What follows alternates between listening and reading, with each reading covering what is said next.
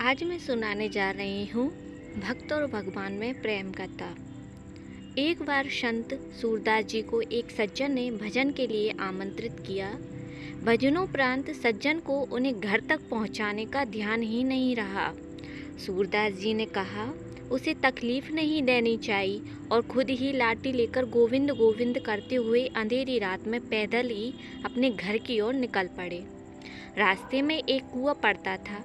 वे लाठी से टटोलते टटोलते भगवान का नाम लेते हुए बढ़ रहे थे कि उनके पांव और कुएं के बीच मात्र कुछ ही दूरी रह गई थी और तभी उन्हें लगा कि किसी ने उनकी लाठी पकड़ ली। उन्होंने पूछा, तुम कौन हो? उत्तर मिला, बाबा मैं एक बालक हूँ, मैं भी आपका भजन सुनकर लौट रहा हूँ।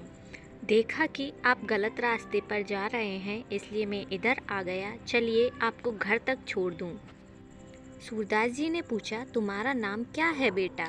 उत्तर मिला, बाबा अभी तक माँ ने मेरा नाम नहीं रखा है। सूरदास जी ने पूछा, तब मैं तुम्हें किस नाम से पुकारूं?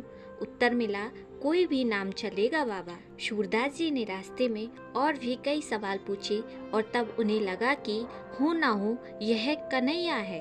वे समझ गए कि आज गोपाल खुद मेरे पास आए हैं, क्यों नहीं मैं इनका हाथ पकड़ लूं। और यह सोचकर वे अपना हाथ उस लाठी पर भगवान श्री कृष्ण की ओर बढ़ाने लगे।